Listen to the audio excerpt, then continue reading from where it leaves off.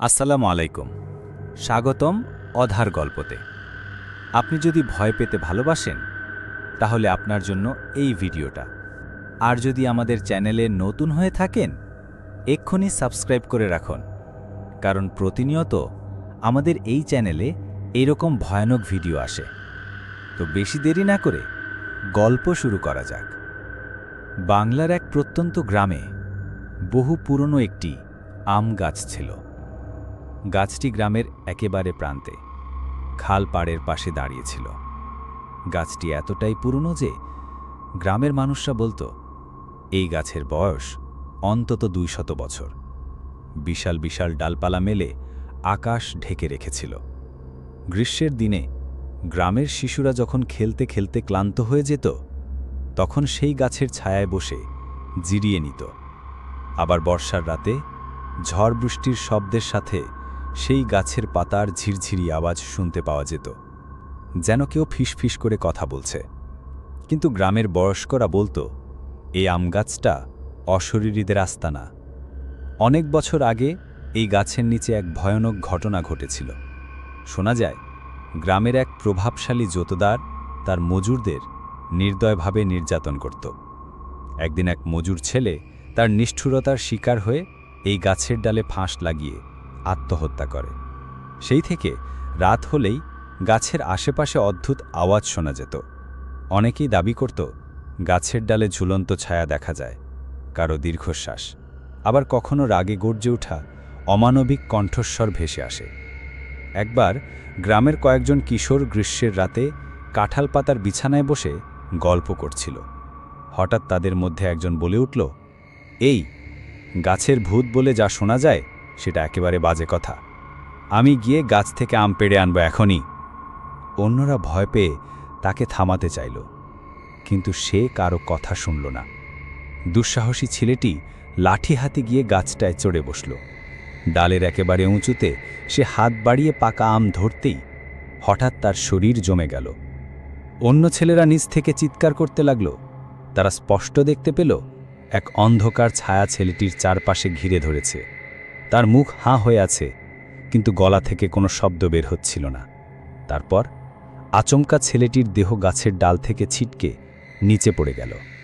সবাই ছুটে গিয়ে দেখে তার শরীর নিথর হয়ে পড়ে আছে, মুখে আতঙ্কের ছাপ স্পষ্ট, চোখ যেন ভয়ে ফেটে গেছে। ঘটনার পর থেকে গ্রামের মানুষজন রাতে আর ওই গাছের কাছে যায় না। অনেকে বলে গাছটার ভেতরে আসলে অভিশপ্ত আত্মা বাস করে। মাঝে মাঝে গ্রামের মানুষ দেখেছে গভীর রাতে গাছের ডালে নাকি লাল চোখওয়ালা এক লম্বা দেহী ছায়া বসে থাকে। বাতাস নেই, তবুও ডালপালা তুলে ওঠে। আবার গাছের নিচে কবরস্থানের মতো গন্ধ পাওয়া যায়। বছরখানেক আগে গ্রামের এক ওঝা সেই আম গাছের ভূত তাড়ানোর চেষ্টা করেছিল। সে বলল গাছের নিচে আসলে এক তরুণের অস্থি পুঁতে রাখা আছে, সেই আত্মাই মুক্তি পায়নি। ওঝা তাবিজ তাবড়া দিয়ে তাড়ানোর চেষ্টা করল। প্রথমে মনে হলো কিছুটা শান্ত হয়েছে, কিন্তু রাত নামতেই এমন ভয়ঙ্কর আওয়াজ উঠল যে পুরো গ্রাম ঘুম থেকে জেগে উঠল। হঠাৎ দেখা গেল গাছের সমস্ত ডালপালা যেন আগুনের মতো লাল হয়ে উঠেছে, আর ওঝার নিজের শরীর কাঁপতে কাঁপতে গাছের শেকড়ের দিকে টেনে নেওয়া হলো। সবাই আতঙ্কে চিৎকার করছিল, কিন্তু কেউ তার কাছে যেতে সাহস পেল না। পরদিন ভোরে যখন মানুষ গিয়ে দেখে তখন ওঝার কোনো হদিস নেই, শুধু গাছের গোড়ায় একটা কালচে দাগ আর পোড়া গন্ধ রয়ে গেছে। এরপর থেকে গ্রামের সবাই আরও ভয় পেয়ে যায়। অনেকেই তাদের বাড়িঘর সরিয়ে অন্যত্র চলে যায়। যারা রয়ে গেছে তারা অন্ধকার নামলে ঘরের বাইরে পা রাখে না। একবার গ্রামের শিক্ষক মধুসূদনবাবু বিষয়টা খতিয়ে দেখতে চাইলেন। তিনি শিক্ষিত মানুষ, কুসংস্কারে বিশ্বাস করতেন না। একদিন তিনি ঠিক করলেন রাতে গাছটার নিচে বসে থাকবেন। হাতে কেরোসিনের লণ্ঠন আর পাকা মনোবল নিয়ে তিনি গাছের নিচে বসলেন। প্রথমে কিছুই ঘটল না।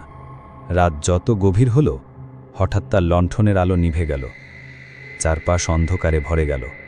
তারপর তিনি স্পষ্ট শুনলেন কেউ যেন তার নাম ডাকছে। মধুসূদনবাবু ভয়ে ঘেমে উঠলেন, কিন্তু সাহস করে স্থির রইলেন। কিছুক্ষণ পর তিনি দেখলেন গাছের ডাল থেকে ঝুলে আছে এক যুবকের ছায়া, দোল খাচ্ছে। হঠাৎ সেই ছায়া নেমে এসে তার ঠিক সামনে দাঁড়াল। অর্ধেক মুখ পোড়া, অর্ধেক কালো, চোখ দুটি জ্বলজ্বল করছে। গলা দিয়ে কাঁপা আওয়াজ বের হলো, আমায় মুক্তি দে, আমায় মুক্তি দে। শিক্ষক ভয়ে কাঁপছিলেন, কিন্তু তিনি সাহস করে বললেন, তুমি কি চাও? ছায়াটি গর্জে উঠল, আমার রক্ত, আমার প্রতিশোধ। আমি শান্তি চাই না, আমি রক্ত চাই। শিক্ষক আর স্থির থাকতে পারলেন না, প্রাণপণে দৌড়ে গ্রামে ফিরে এলেন। তারপর থেকে তিনি আর কখনো ওই গাছের কথা মুখে আনেননি।